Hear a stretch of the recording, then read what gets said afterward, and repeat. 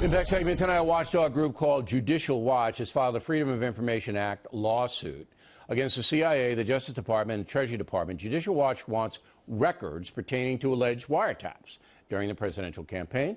Joining us now from Washington, the president of the group, Tom Fitton. Now, you've called this situation a, quote, scandal. Please define that for us.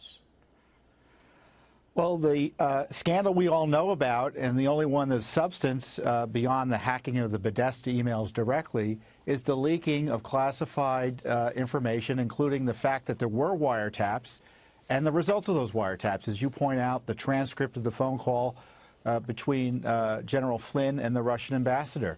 And we asked specifically for those types of records. We got the proverbial hand to the face, but we did get an interesting response from the National Security Agency, Bill, and it goes to the conversation you had with Senator Cotton.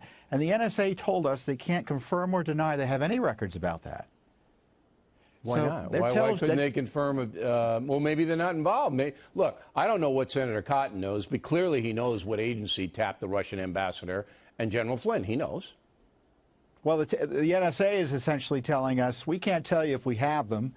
We can't tell you if we don't have them, because to do so would tell you about our capabilities. Yeah, but it certainly is highly suggestive. That's what they all do. Well, it's not the FBI. We can't comment on investigation. They all do that. I think that people need to understand that a Russian embassy, all right, is Russian territory. That's not America.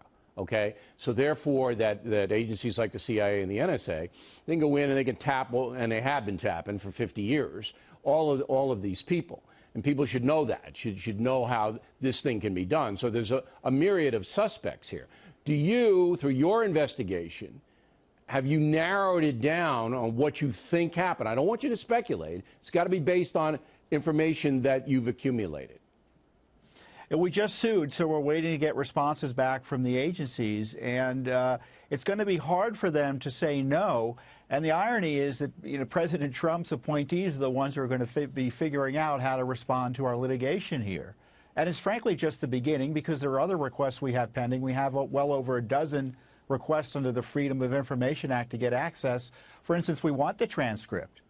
If it's not classified, then release it. And if it is classified, potentially declassify it in part or in whole. So you want to know what we're on the conversation. There are lots of opportunities for truth-telling. Okay. But I want to know more importantly we want to know than who that. had access to this. We want to know who had access to this information. Yeah, I want to know who leaked it. I want to know who put it out there. That's exactly right. You know, so President Trump accuses President Obama of doing it, but there's no evidence to show.